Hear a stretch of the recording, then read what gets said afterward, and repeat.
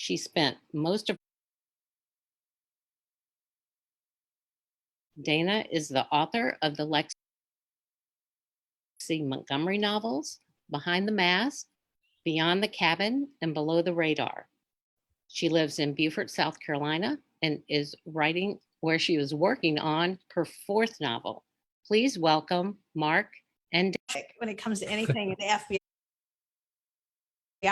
but you did a wonderful job, especially the details involving the extremist, and not just that, but the extremist mind, the mentality of the activist. Did you ever involve yourself in any kind of activism? Because you really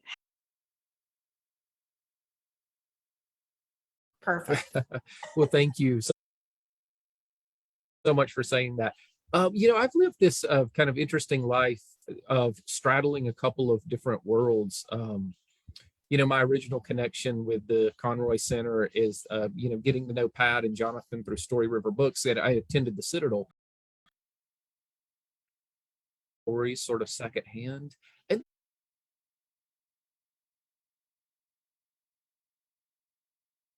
the radicalization of a young man who decides he's going to go join ISIS. And, that's obviously the end state of that versus an ecoterrorist is different. But I think that maybe the motivation is the same. It's that desire to feel like you're doing something that matters. And through all of the projections we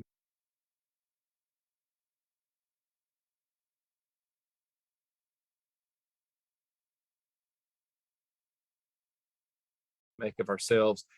I think there are moments in life, and I'm sure most of the people watching have experienced this, when you meet someone and you're struck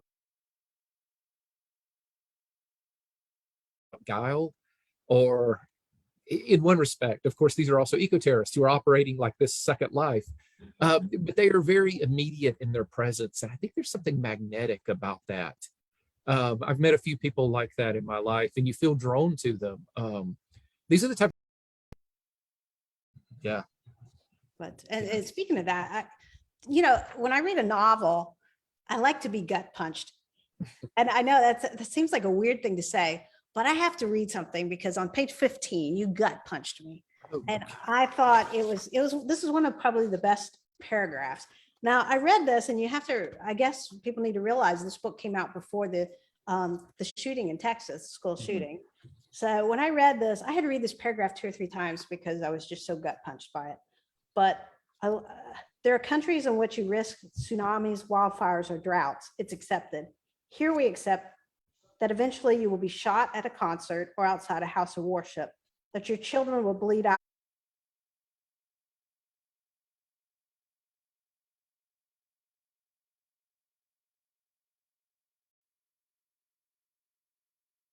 It was a fantastic way to sum up our country right now without getting too political. Right. Well, thank you for saying that. And yeah, and I mean, that's straight from my heart. And I remember very distinctly, I can't even remember which mass shooting it was, but it was several years ago. And I think it was at the gym, and it came on, and it was a shooting, and it was just yet another American city that looked like, at least for a few blocks, like a war zone. It might have been the Pulse nightclub shooting in Orlando, like maybe 6 years ago or something. And I just thought to myself, it's not even coming for every American city. It's here, right? We've seen every place from houses of worship to Walmarts to all the schools just turned into war zones. I don't know. Yeah, I mean it's heartbreaking, and I think part of it is just we just live with it, and without getting political at all. I don't even know how we don't live with it at this point. Like, I don't know. I know there are all sorts of possible changes, but in the end, it is deeply embedded in our culture now, this violence. D.H. Lawrence had that line. I'll paraphrase it very poorly, but he said, at heart, Americans are stoic killers, I think, cold-eyed stoic killers.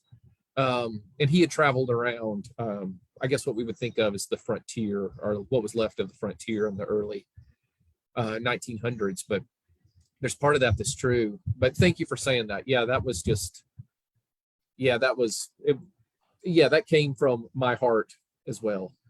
So, Well, it was beautifully written, as is the whole book. well, But thank like I you. said, when you grab me on page 15, I'm not putting the book down at that point.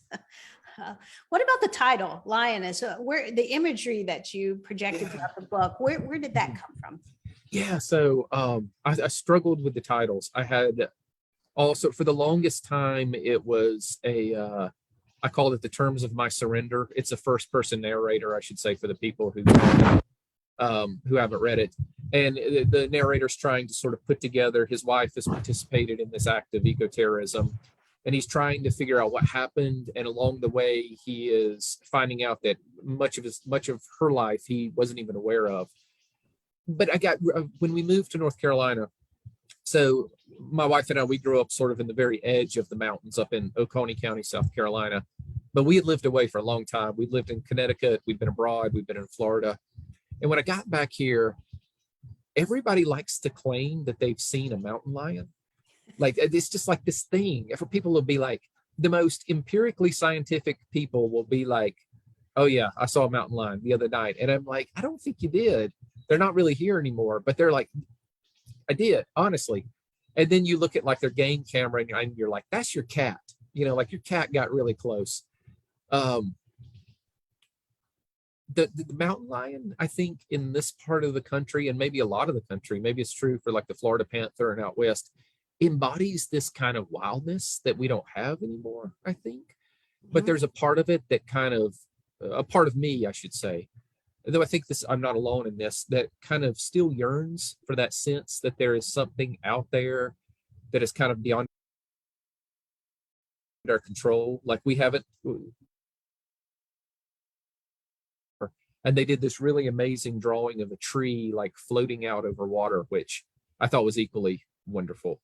Well, and that kind of Maura being the artist, I liked the imagery of the tree as well. Where did the tree come from? Yeah, very much so. So the tree, I have to say, is a real tree. I had a former student in Stetson, who was just Stetson University in Florida, who's just a brilliant young artist named Troy Norton. Everyone should Google and check out his work. But when he was a student, I start to think about, well, if this was real, I would be in the position of the narrator, not as the person who has perpetrated the act, but as the person who has been blindsided by the fact that someone did this. And then you start questioning everything. Like, did I know this person? What did I miss? Did something happen? So I think usually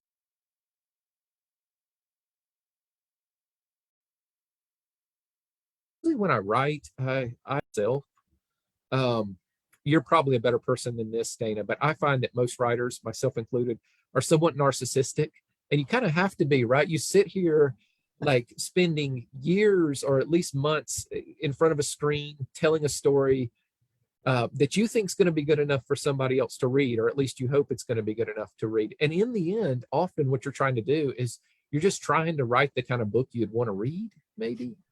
Exactly. I loved the fact that you told it from the point of view of David too, because it shows too, you can be married to somebody and they could have this whole part of themselves that they didn't let you into and that you didn't really know, or that you chose not to believe, right, not to see. But I liked your point of view. I thought using David was excellent, because then you could get all the characters from his point of view for the most part. Right. I really also liked the character of Chris, because I like how you developed him and showed how he came into this world by loving the earth and used his background, especially with the deer stand and some of this stuff like that. And I'm trying desperately not to give away any of the ending, because I want people to read this book. Oh, well, thank you. It's a wonderful book, and I want people to read it. So I'm always trying to be careful not to give away too many spoilers.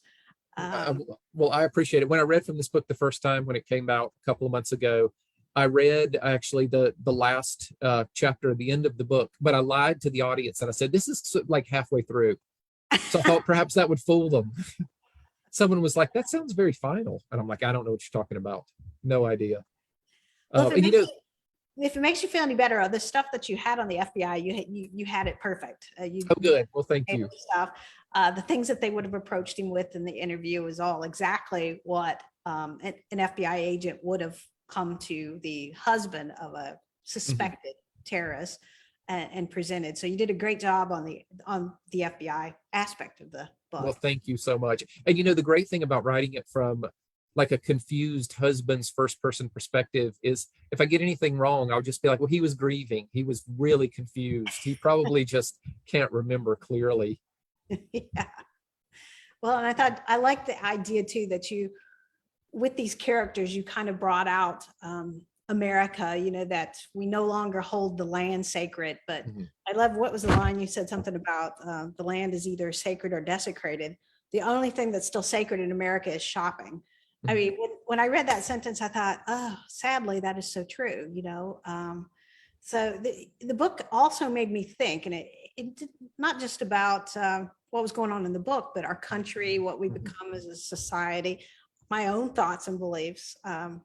So I thought that was really wonderful. Well, thank you. I mean, it seems like politically, right, we're so deeply divided in so many ways, but it seems like the one thing we could agree on or should agree on is like the physical land. Like, even if you can't stand your neighbor or whoever it may be, I would think it would be that we would all collectively love the land. That's not true, of course, but that seems to be the one thing around which we should all be able to unite. But of course, even that love gets like deeply politicized, right? When you start talking about policies and positions and so forth.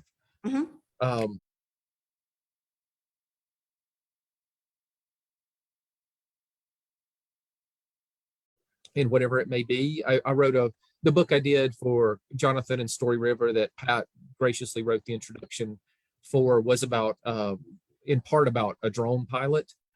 And I had met this really unusual drone pilot back when drones were not something that were so prevalent in our consciousness as they are now.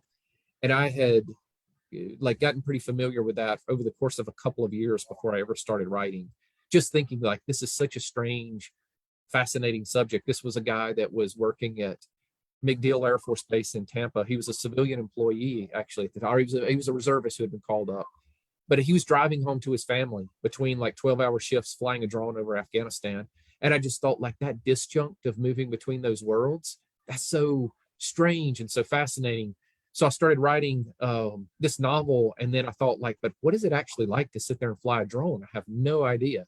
So then I had to stop, and then I had to go back and like actually conduct research. So it's kind of an ongoing process. I feel like, maybe, I don't know if you feel like this, Dana, that if at some point you didn't just stop researching something, you might never write anything. You could just, because there's so many endless rabbit holes you can go down the rabbit hole. Yeah, I'm notorious for going down those rabbit holes and not coming back up. Or when I come back up, I'm completely into some other country. Right. Yeah. And you're like, I have so much material. I think well, you start. The hard part is just not dumping it all into the novel. Oh, absolutely right. And I tend to do that in drafts. I will dump so much information, and then I'll go and I'll reread, or I'll get a couple drafts later and I'll be like, okay, this, don't try to show off, take this out, right? It's supposed to be a story. It should have some authenticity, but you don't need to kind of bludgeon the reader with it, which is easy to do. Well, speaking of that, we do always have a lot of writers that are watching, and they're always curious to know, well, what is your writing process? How do you write? Where do you write? Do you write the same thing? Are you one of those people that just flies through the first draft, then goes back and revise? Or do you write, revise, write, revise?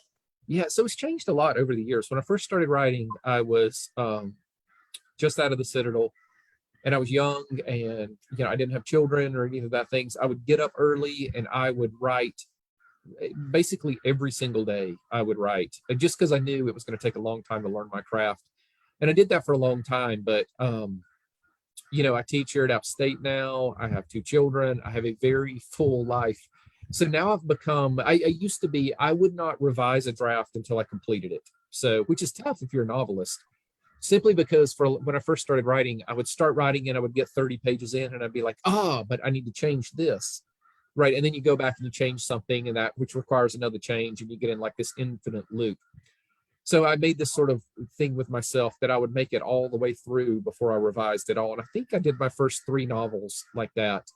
Now I write, I'm kind of streaky. It's catch as catch can. So there might be a day where I'm able to write for hours and hours and thousands of words, but then I may not write at all for like several days or even a week or something. I don't know. What is yours? What is your process like? Well, I'm one of those people that I write, and then when I'm finished the next day, I come back and I read and kind of revise a little bit what I've written. And that helps me to get back into the mode where I'm at, where my characters are. And when I do that and stick with that, I do really well. It's when I change it up that I make mistakes and have holes. And I did do that one time. I decided I was going to just write, 50,000 words straight through and see where it would be. And that didn't work out too well. Right. Well, now I do exactly what you do. I write, and then when I go to it the next day, I have to revisit what I wrote. Because often it's not the next day, often it's like 5 days later, and you're like, where? And you may have this, and I bet a lot of the other writers here have this too. Sometimes I read something, and I'm like, where was I going with this? This doesn't. This was either I can't remember what the point was, or this was a terrible.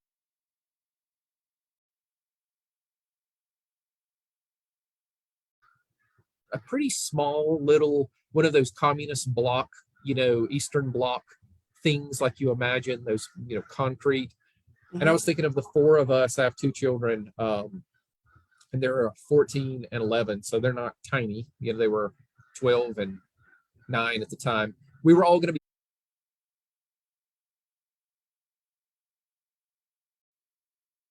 be stuck there under martial law, unable to go out of the house, and this is just going to be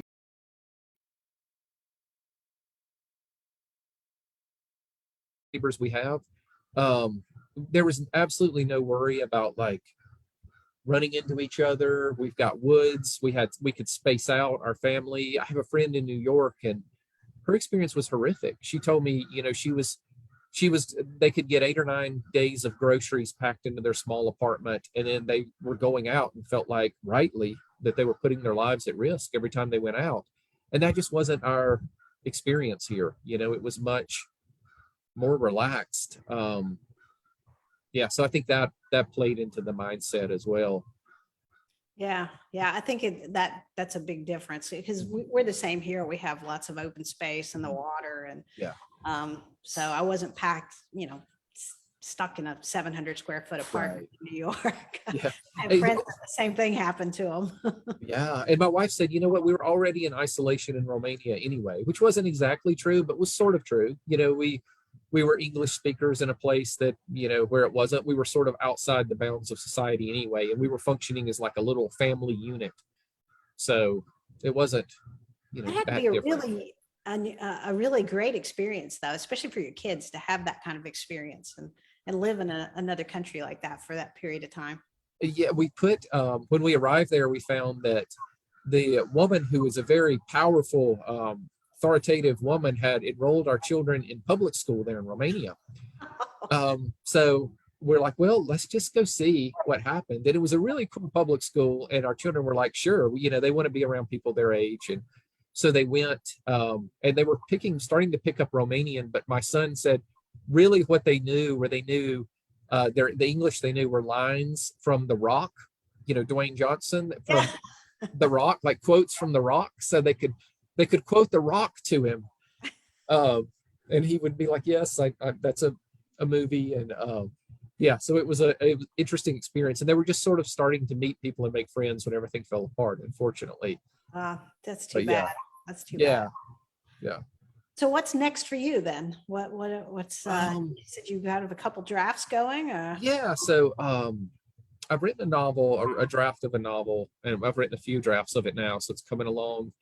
When we lived in Florida, I taught for a few years on the side at a prison, in a sort of prison writing program, and I got really close to 3 of the men that sort of started the program. Wonderful wonderful writers, just intelligent, gifted people, all there for different reasons, strange reasons. And when they got out, I kept up with them. One of them went on to a really wonderful success. One of them wound up back in prison, and one of them really tragically took his own life. And I found myself, after learning that a few years ago, just constantly wondering, not like what events happened to them when they got out, because I knew that, but what I wondered is like, what was it like in the head, particularly of this one man who took his own life? Like what was the process of being free and trying to restart your life to sort of descending into that? So I wrote a fictionalized account. It's grounded somewhat in fact, in that a lot of the events really happened, but it's really just my attempt to imagine that. So I'm still engaged with that when I'm working. Well, that sounds really interesting. Oh, well, thank you. What about you? Well, I'm working on my fourth novel now. Congratulations. Thank you. I stepped away from the FBI genre. So I'm working on something that's a little bit more of an adventure / maybe women's fiction. So can you say more, or is it too early to? It's kind of the Big Chill meets wild. It's all set on the Appalachian Trail. I love it. So we'll see. It's the first time. I have found though, and this, because you write different kinds of genres, I have found that switching from the thriller genre to more of a character driven, my editor keeps coming back with, deeper to go deeper with the characters. And that was different for me from writing the plot driven to now the character driven. Have you found that with your different novels? Oh yeah. But it's been the flip side for me. I've had editors tell me, my book before this is kind of a thriller about the war in Ukraine, not the war now, but what was happening back in 2017, 2015 in the Donbass. But they're like, we don't need all this information about the character, right? Like you need to know this as the writer, but you're putting too much in, you're slowing down the story. So it was a matter of like cutting a lot of stuff out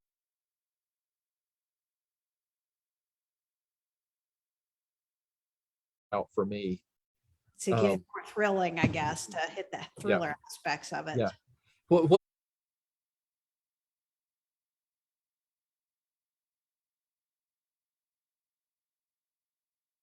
just sometimes it's just having the talent. And I'm sure you meet people probably like, writing conferences or workshops, people that you work with, and like they're so smart and they've lived interesting lives, and they're so frustrated because they just can't get it down on the page right. And sometimes I see them looking at me, and I see them thinking like, I know I'm a lot smarter than you, Powell. Why, just like, and I'm like, I'm sure you are. I'm sorry, but that's the case. So. Yeah. So do you enjoy teaching? How do you balance the writing and the teaching? I do. I like it for a couple things. One thing is it means like my professional life isn't completely bound up with writing. So if I'm really stuck, you can go in and have a good day teaching, and that feels good. But also I've just developed the dirty little secret of teaching books I want to read, and, like gearing discussions toward what I want to talk about. I've been fascinated for a while about how, I tend to like books that usually embody some kind of violence in them, but violence is depicted in such different ways, right? Sometimes it's just incredibly graphic and in your face, and sometimes it's like this presence that hangs over you like a thunderstorm. So like gearing class discussions toward those things can be really helpful to me. And also, like, there are far worse fates than discussing books with enthusiastic young people who are working to become writers, right? I mean, that's not too bad either. Do you ever read something that they've written and think, daggone it, I wish I would have thought of that? Oh, absolutely. And occasionally I'll go to write something and I'll be like, nope, that's you didn't think of that. That idea came from someone else. That would be hard. To kind of separate your thoughts from what you've, especially if you've been off for very long. And occasionally you'll read something by a student and you'll think, this is so good, this is phenomenal. Or you'll read something and you'll see it's not fully developed, but you're like, I just wish I could steal this idea, and rewrite this myself. Well, I, I and I, understand that. Yeah, I was in a writing yeah, conference a couple of weeks ago, and I sat in on the poetry. I don't write poetry. I don't know anything about poetry, but I thought I'll set in on the poetry. And we were just free writing, and this lady read what she had written, and it was absolutely beautiful. And even the poetry instructor was like, "Daggone, that could be published." And it was pretty neat to see somebody who had never even, I don't think, attempted to write yeah. poetry come up with something so brilliant. So I can see as a teacher, it'd be fun to watch your students develop and kind of become the writer that you know that they can be. Right. Yeah. I taught a class this spring where the students wrote short novels or novellas, like an entire one over the course of a semester, which means they had to write really fast and they were just trying to do a draft. But some of them, I wanted to say, like, okay, you got 3 years to finish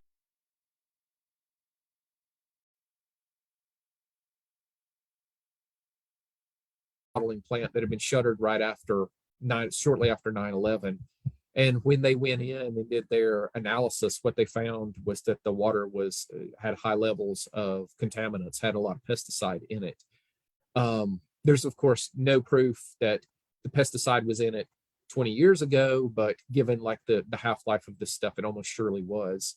So it was someone who like closed under false things. So I was thinking about that, and it's one of those things. I'm sure you were privy to these things as an FBI agent, but I think like, all right, if I stumbled across this one case of this, there's got to be others, right? Surely that's not the only person who saw an opportunity to sort of do this kind of thing. And it just fit perfectly. And also there's like the metaphor of like the idea of like pure clean water, right? We just sort of, if you drink bottled water, you just kind of accept that without question, right? That you're drinking something that is what it says it is. Right. You Yeah, so assume that was it's safe. right. Yes, yeah, it is. It's a tremendous leap of faith until they put it in bottles. Have you seen? I mean, cans. Have you seen canned water? I just recently picked up a can of It water. That's unsettles me a little bit really to weird. see. Yeah, the aesthetics of that are strange. I know it is. It So, is. Well, I will tell you personally, before I went undercover with the extreme groups, I spent probably close to a year researching the culture, the security culture, just everything about them, because like we said, they're an intelligent group of people. But they're anti-corporation, anti big business. So there's so much that went on besides just, people think, oh, well, you investigated PETA. And that drove me crazy because I did not investigate PETA. But I bet you get that sometimes with yours when you talk about ecoterrorism. Do some people say, oh, is it like PETA? That drives me crazy because PETA is not an eco-terrorist. right. But yeah, how do you deal with that? Yeah, well, often I feel like inevitably one of the first questions or one of the first things I feel like I need to clarify is like what is how do we define eco-terrorism? How might we define eco-justice? What is the line between an eco-terrorist and an eco-justice activist? And that's always like, that's a line I can't clearly define for you, right? I mean, that's one that can kind of, that's a fuzzy line because what is a terrorist? I mean, I always get that questions all the time. What is a terrorist? And sometimes you look at these people and you think, well, they're trying to save the world. How are they a terrorist? But right. That's where the letter of the law, I guess, comes in.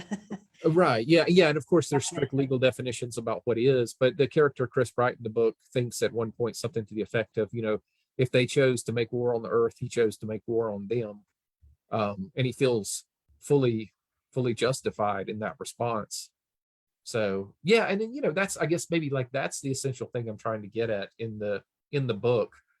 If I'm trying to make sense of something for myself, and I'm sorry to report I did not make sense of it for myself, but what I'm trying to figure out is like where does that line exist?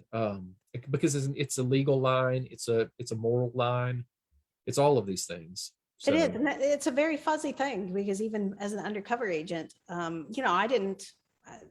wasn't after the people saving kittens and even the people freeing the minks and the blue and locks and all that. I wasn't after those people. Were they technically breaking the law? Sure they were.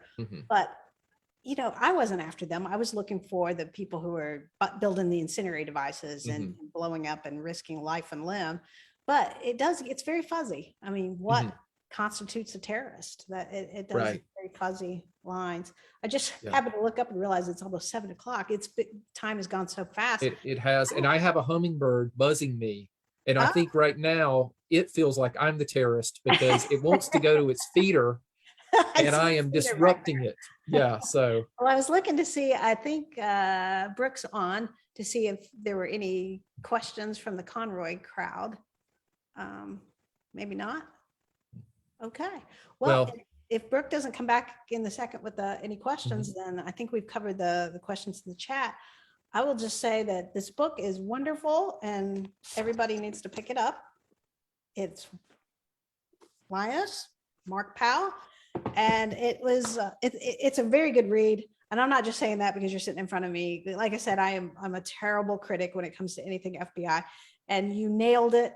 The investigation was right on. I thought you got into the minds of the eco terrorist, the activists. You hit it out of the ballpark